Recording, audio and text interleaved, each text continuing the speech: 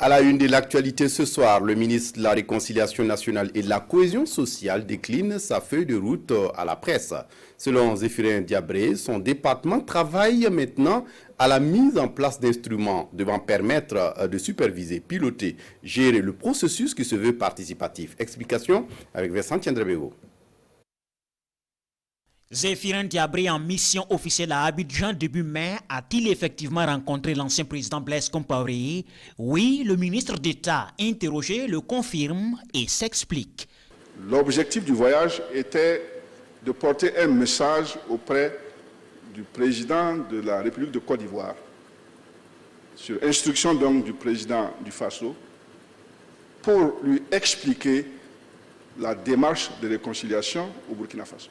Bien entendu, la question de l'ancien président Blaise Compaoré s'est invitée donc aux échanges, j'ai expliqué un peu la manière dont nous voyons les choses.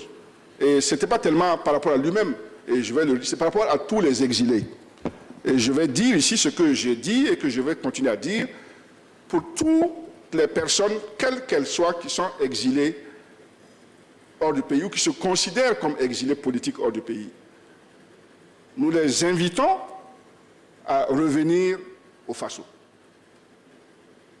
selon les principes suivants. Celui qui vient et qui n'a pas un dossier à la justice vaquera librement à ses occupations, sans aucune entrave. S'il y a des menaces de la part d'autres citoyens, nous pouvons regarder pour assurer d'une certaine manière sa sécurité. Premier principe. Deuxième principe, celui qui a un dossier à la justice, si vous êtes dehors et que vous rentrez, vous partez voir le juge, qui que vous soyez. Et pour la conduite de sa mission, Zéphirin Diabré dispose désormais d'une feuille de route qui mène au Forum sur la réconciliation nationale. Cette feuille de route comporte plusieurs composantes présentées comme des instruments pour la réconciliation nationale. Au compte des instruments d'orientation et de supervision, il y a le Conseil national d'orientation et de suivi de la réconciliation nationale et de la cohésion sociale, adopté semaine dernière en Conseil des ministres. C'est un organe consultatif, de manière beaucoup plus spécifique. Le Conseil national d'orientation et de suivi est chargé de donner son avis sur les différents aspects des politiques qui seront menées en matière de réconciliation nationale et de cohésion sociale, d'étudier et de faire des propositions sur les politiques, les stratégies et tous les dossiers relatifs à la réconciliation nationale et à la cohésion sociale qui lui seront justement soumis par le gouvernement à travers le ministre d'État en charge de la question.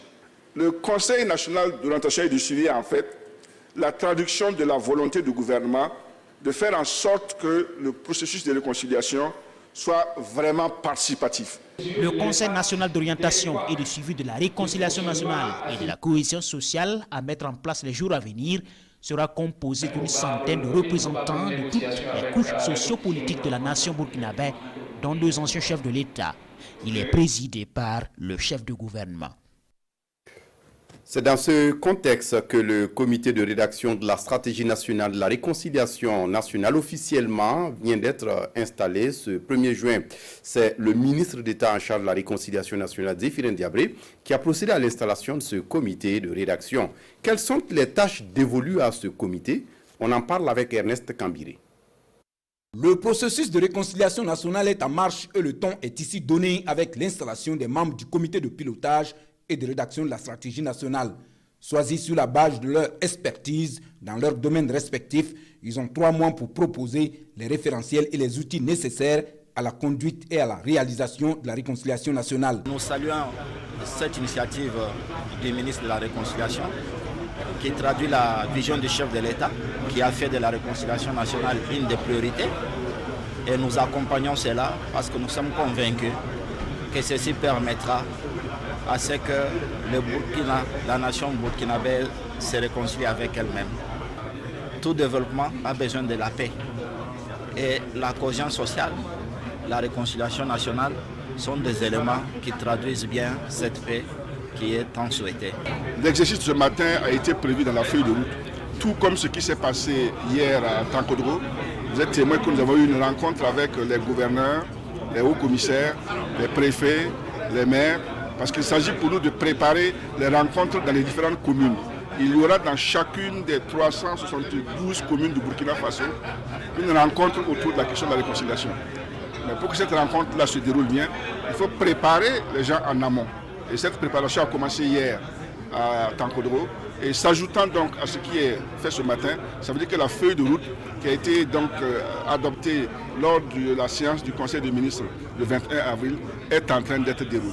Jeter les bases d'un processus qui se veut participatif et inclusif, les documents qui sortiront de ces réflexions sont donc très attendus par les Burkinabés et les partenaires techniques et financiers.